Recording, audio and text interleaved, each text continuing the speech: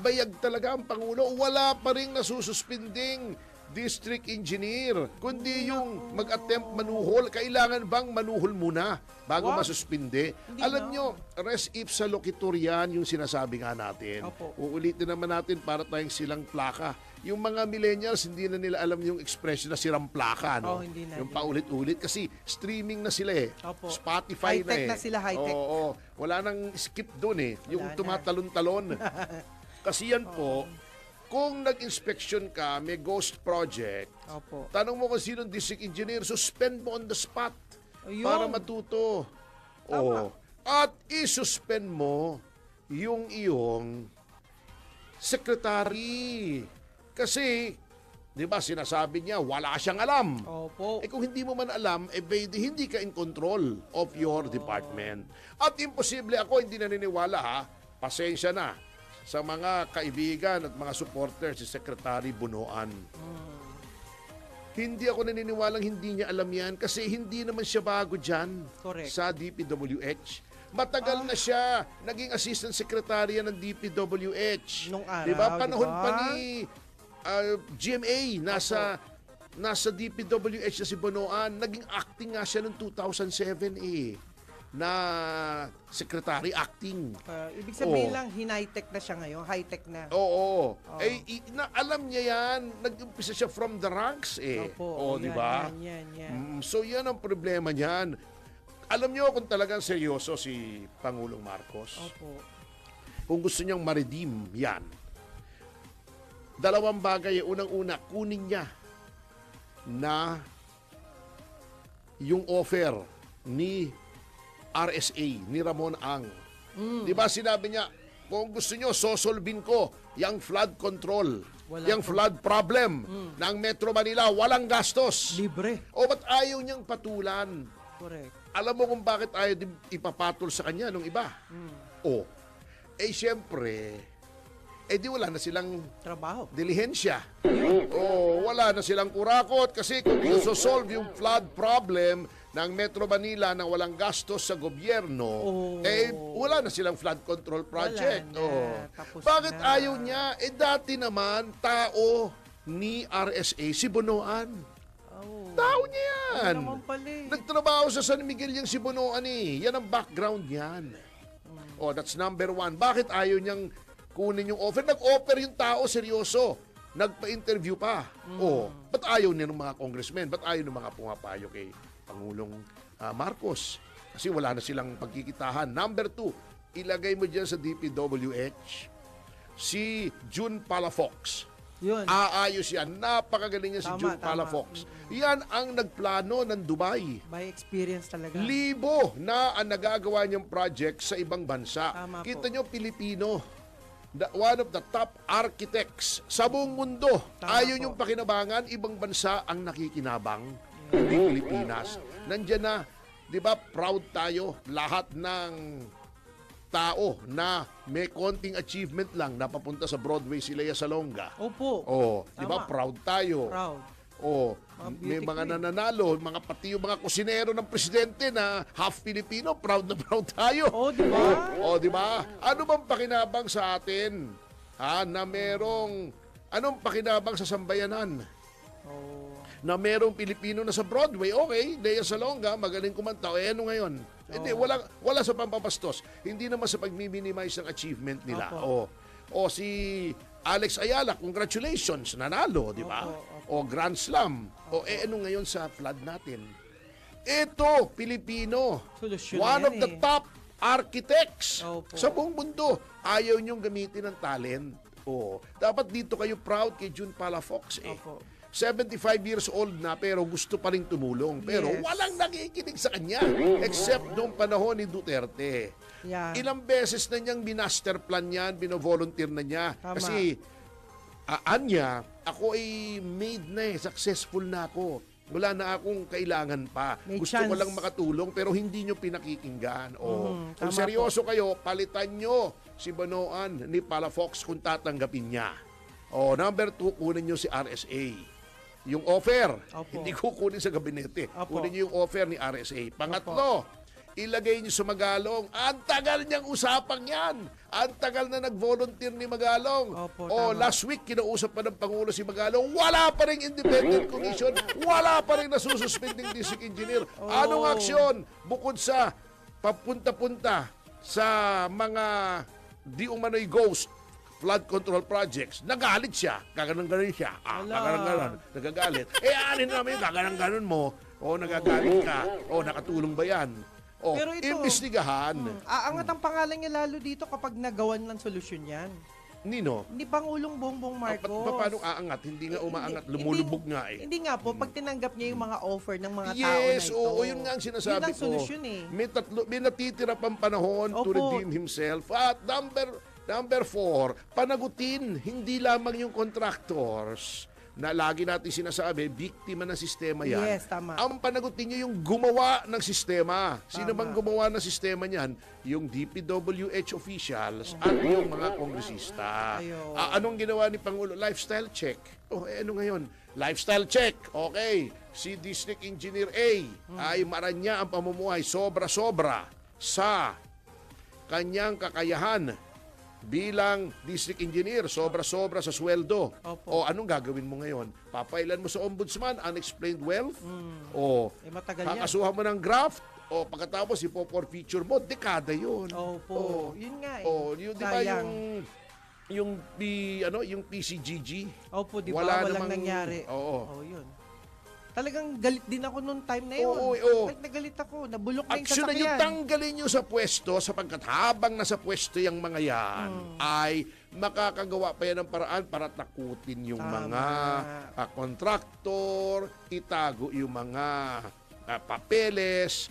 Kasi yan ang essence ng preventive suspension. Ayun. Kaya nga may preventive suspension kung ikaw may kasalanan para wala kang access dun sa mga records. Tama po. Hindi mo pwedeng gamitin yung poder para magsira ng records, mag-impluwensya ng witnesses, manakot ng mga witnesses, maka-impluwensya ng ibang tao, etc. Opo. Wala ni isang district engineers hanggang sa ngayon. Buwan na ang tinatagal niyang usapin na yan na nasususpinde. Dapat yan automatic. May problema yung project sa distrito mo. Suspended ka. Tama. Sinong congressman sa distritong ito? Imbestigahan. Yung ang lifestyle check nyo. Dito mo, sabi ni Pangulong Marcos, lifestyle check sa lahat ng opisyal. Lahat. Kakayanin ba yun? It takes time. Naglolokohan tayo rito eh. Ayan Matagal yan, matagal. Ayan ang tinatawag na MEMA. May masabi. MEMA sabi. At saka AIDS. AIDS. AIDS. What's AIDS. AIDS? AIDS. Ano AIDS. yun? Di ba? Ano ibig sabihin? Yung sakit, di ba? AIDS. Band-aid. Hindi, AIDS. Solution. Di ba may AIDS na sakit? Opo, sakit. Yun, oo. Yun na yun. Yun, oo. As if doing something. I see. Hindi ko alam yun, sorry. Halimbawa, As sa if Bulacan. doing something. Sa Bulacan. AIDS. May anomalya sa Bulacan, district engineer, suspended ka. San Carlos City, suspended ka. Di ba? Oo. Dapat ganun. Fast action. Bago yung TRICOM, alam mo, for the first time, I will agree with Representative De Lima. Noong kinwestiyon niya, bakit yung TRICOM ang i-constitute para mag-imbestiga dyan? Walang maniniwala dyan. Correct. Waste of laway yan. Bago, sisigaw-sigawan nyo na naman yung mga tao roon. Invited guest. Ngayon, sana ako'y umaapila din sa Blue Ribbon na may mga nagbo-volunteer ng mga dating congressmen. Unang-una si Congressman Teves. Yeah. Sana patawag ninyo. Mag-witness. Yun ay hindi na matatakot, makontempt yun. Kung may sasabihin man siya na laban sa kanyang mga kapwa-kongresista kasi paano matatakot mag-contempt yun? Nakakulong na nga. Matatakot pa bang ikulong yun? Yun at the best witness, nothing to lose. Hindi yung mga witnesses ni Ontiveros na lumalabas ay binabayaran. Kaya nga mamaya magpa-file kami ng ethics complaint laban kay Senator Ontiveros sa Senado. Dahil nagiging pattern na po Nagiging pattern na. Umpisa pa yung corona trial, yung sinasabi ni Miriam, congressman pa yata, kung hindi ako nagkakamali, si Senator Ontiveros noon, may mga nagsabing witnesses na sila ay kinausap. Nagiging habit na ni Senator Riza Ontiveros na kausapin yung witnesses. Alam nyo, kung mayroong Senate inquiry at may witnesses, hindi mo dapat kinakausap yung witness na yan eh. Tama. Di ba? Hayaan mo silang maghayag ng kung gusto nilang ihayag. Witness tampering yan eh. Oh. Kaya, hindi pwede. Since nakakalusot siya nung panahon ni Corona, and then yung Kikian na dinimanda pa siya ng kidnapping ni Congressman Paras, and then yung sa Farmally, and then ngayon na naman dito kay Pastor Kibuloy, namimihasa eh. O, hindi pwedeng ganun. Ang nasisira, hindi lamang yung mga taong tinatarget niya by false witnesses, ngunit ang Senado. Nasisira ang reputasyon ng Senado kung may isang miyembro ang Senado na ganon. Opo. Pagkatapos, nagsasite pa ng jurisprudence na mali-mali. Oo. Hindi, namimihasa lang siya na maging bida. Yun nga eh. Pwede ka namang maging bida ng hindi ganon. Marami namang bida sa Senado. Hindi naman nagtatamper ng witnesses at hindi naman palpak ang sinasabi. Oh. Yun lang. Eto nga si Senator Lacson, may sinasabi ng mga kontraktor. O, dapat tanong mo sinong district engineer ang nag-aprobahan nito. District engineer. O, suspended. Ganon. Pakita mo ang kamay na bakal. Yun ang maganda. Yun ang dapat, yun ang strong leadership. Ito bayag leadership. Mabagal na leadership. Oh. Bayag. Yun nga sinasabi ko dito kay Bonoan. Ang sinasabi niya, hindi daw siya involved. Ang sinasabi din ng iba na nagdedepensa sa kanya, baka hindi daw alam ni Bonoan, may problema ka. Kung hindi mo alam, they have no business being there kasi dapat ikaw ang hepe niyan eh. Kung may kakulakuhan dyan, dapat alam mo yan. Otherwise, para ano ka nandyan?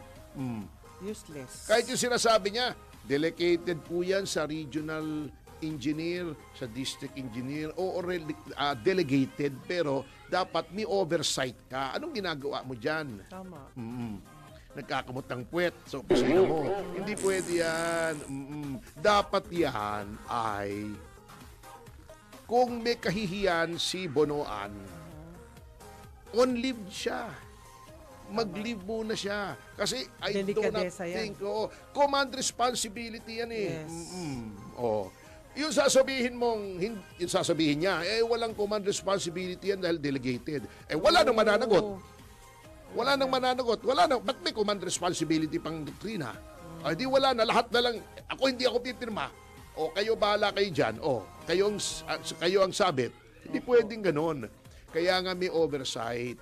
Kaya nga yung may kasabihan, di ba? Si Roosevelt ba yun? Na sinasabi niya, the buck stops here. Ibig sabihin, yung pasahan ng sisi, hanggang dito lang. Yun. Hanggang presidente lang. Wala na akong papasahan. Ultimately, ako ang may kasalanan ng lahat ng yan. Kasi alter ego, lahat ko yan eh. Ako pumili dyan. Dapat ganon. Si Tatay Digong yan Bago sasabihin niya, iniimbestigahan niya, pa-file niya ng kaso. Bakit ngayon lang? Hindi niya na-detect. Kailangan may magsabi pa sa kanya na may ghost project. Kailangan malunod pa mga tao at tumirik yung mga sasakyan at magka-leptospirosis yung mga lumulusong sa baha bago niya filean. Mahina. Iyan ang problema kasi. Pag mahina ang presidente, hawa-hawa yan eh. The president sets the tone. He sets the direction. Pag astig ang presidente, astig yung mga yan. Astig lahat. Oo, siyempre. Naknampating, alam mo, dapat talaga mag-leave na yan. Para naman. Kung wala rin lang gagawin, pahinga na po. Oo, pahinga na muna. Sayang Mamahinga naman na. yung oras nyo. Huwag naman mamahinga. Hindi, pahinga lang. Pahinga. Pag mamahinga, bakit di na magising? Ay, hindi naman. Wag naman. Ay, Hindi, bawal ayaw yan naman natin yan. Ay, yan. Actually, yan din ang panawagan ni Deputy Majority Floor Leader ng Senado na si J.V. Ejercito yan. The good one. Sabi niya, delikadesa lang. Opo. Sabi niya, hindi ko sinasabing may kinalaman siya. Baka nga. Although ako, duda talaga ako eh. I want to give him the benefit of the doubt, but I doubt the benefit. Ayan. Kanya Dami na. na nagigigil, Siyempre. Dami nagigigil sa chat natin. Lagay niyo si Palafox dyan. Ang dami magagaling na po tao yan. na gustong magsilbi. Si Palafox, si Don't Magalong. waste time, sir. Oo.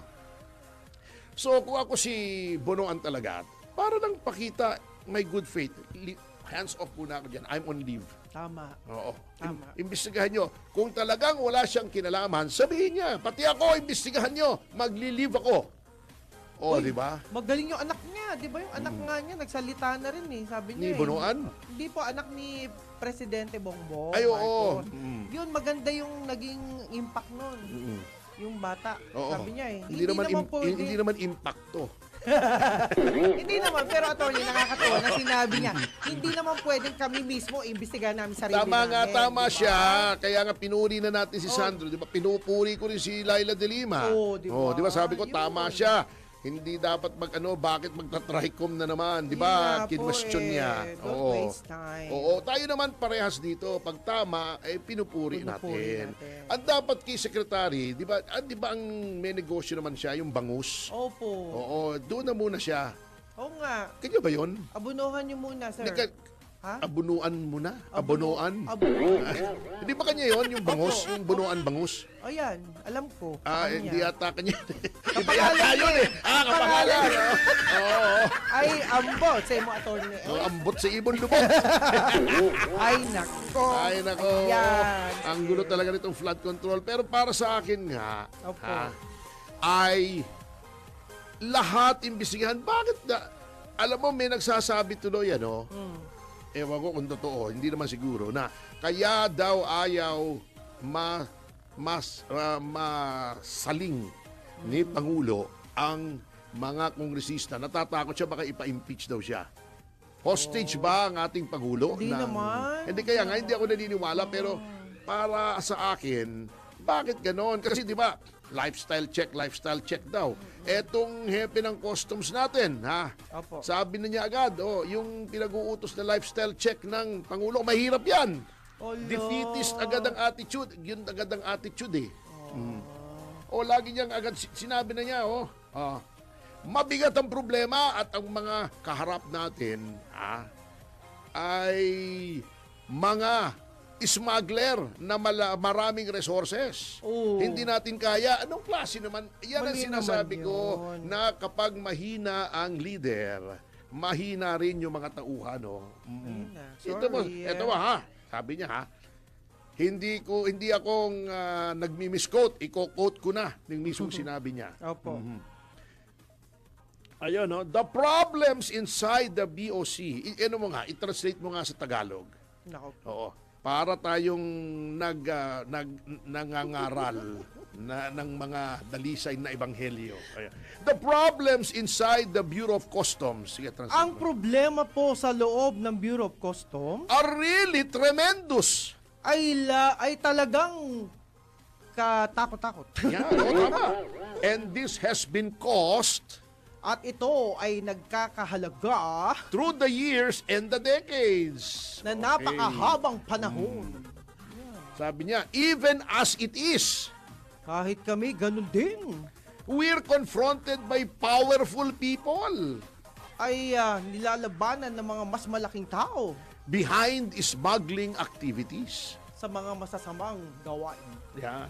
We need resources to do our job, sabi Kailangan niya. namin ng budget para gawin ang trabaho namin. Humihingi pa ng budget no? Hihingi pa. We're up against groups of people Kami ay para sa mga taong masasama. Yan. Group of people na who masasama. have more resources and power than us. Yung may mga maraming pera na kagaya nila. Lalo Yeah. na nang higit sa amin. Yun, ibig sabihin, sa madaling salita, Opo. 3 salita lang pwede niya sabihin eh. Ano po Ang yun? dami pang paligoy-ligoy pa eh. Oh. Hindi ko kaya. Mag-resign ka na mo! Sabi naman, hindi ko kaya. Hindi ko Ko kaya. Patay na tayo.